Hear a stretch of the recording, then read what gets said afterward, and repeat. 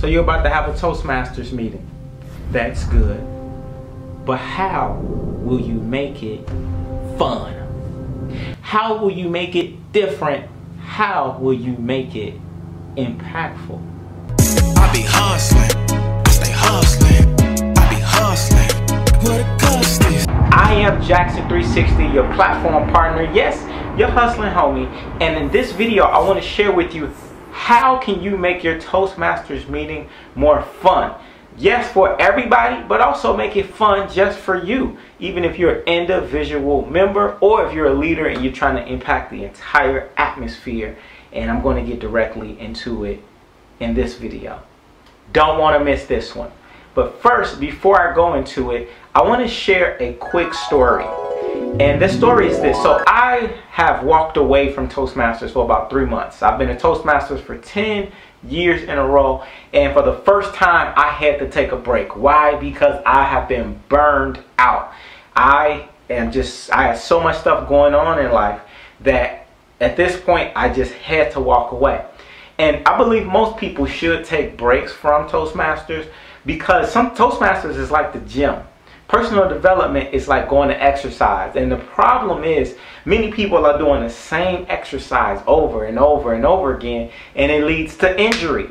Imagine if you were doing 100 push-ups a day and you did that every single day and you did it for 10 years. What's going to happen is, first, you're going to potentially develop an injury because you're overworking the same muscle. Two, the problem is you'll stop growing because you're going to reach a plateau and you become frustrated because now your muscle, you're used to this new comfort zone.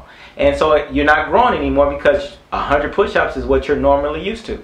And then 3 is going to lead towards a form of burnout because you'll be so frustrated you got to change it up and do something different. So that's what I'm doing. I went back to my first Toastmaster meeting after being off the entire summer.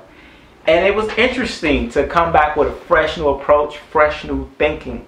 And one thing I noticed was the same thing I noticed before, but it was the fact that these meetings can be very, very boring. And especially when you compare it to real life. And most times, Toastmasters meetings are nothing like real life. You go to these meetings, everyone's trying to be super quiet. Okay, don't make noise when you walk in a room. And I think the biggest boring part sometimes is that when the speakers are speaking, no matter what these people are saying, it's tradition for Toastmasters to all just be quiet and just listen.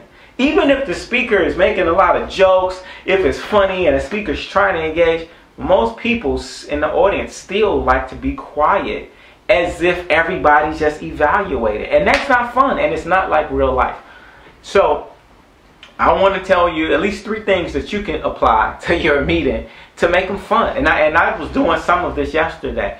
And so one is I want you to understand you have to engage at these meetings. And for you to engage, I'm going to tell you, instead of, you know what, scratch that. What I was about to say was I was going to give you 3 things. I'm going to give you something even better. I'm going to say we're going to use the FAST method. F-A-S-T. F-A-S-T. F is for forget. When you walk into a Toastmasters meeting, I want you to forget everything that you already know about public speaking. Forget what you know about leadership and Toastmasters. Because when we come in with this idea that it has to be extremely formal and we have to do things this by tradition, that's what makes it so boring because you're caught in a box. You need to break out of that mode because you're now in a comfort zone where you're not growing anymore. Most people are not. So you want to forget everything that you know and come with a brand new, fresh approach. I was giving an evaluation to someone yesterday, and he was giving an improv speech, and I looked at the section of the evaluator. He did not fulfill what he was supposed to do in his objective. And when I evaluated, I told him that. I said, look, you didn't meet none of the objectives. However, we're going to put that to the side, and I'm going to just tell you what my personal experience was and how the audience reacted.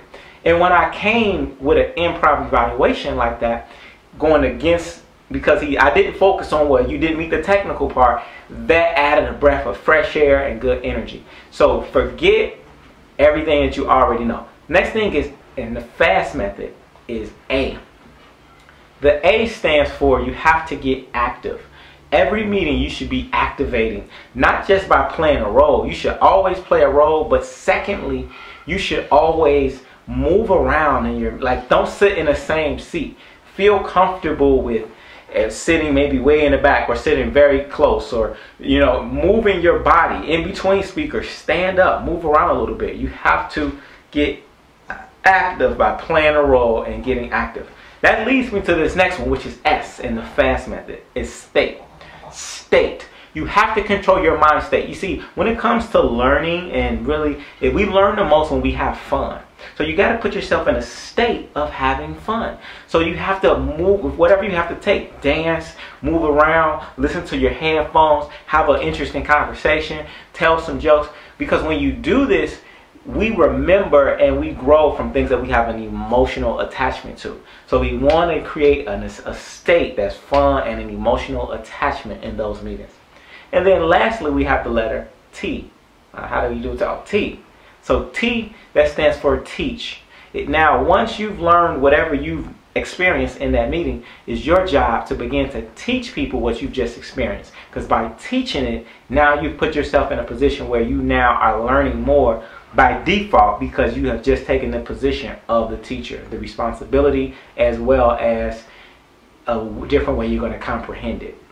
So I encourage you to use the FAST method, F-A-S-T, which is to forget what you already know, get active, make sure you get into a state of having fun by moving around, and lastly, teach someone else what you've experienced. And you can do that both in and out of the meetings. And have fun, enjoy it, okay? There's so many opportunities where you can have fun. If you want me to go in more detail about different ways like I have fun at the Toastmasters meeting, I'll make another video. Just put a comment section. Let's go have more fun. Say let's go have more fun, and then I'll do another video, or I'll even bring the camera to our next Toastmasters meeting. So if that sounds something that you want to see, let's do it. This video is sponsored by my book series, Shut Up and Hustle. You can get that in the link in the description, as well as the books.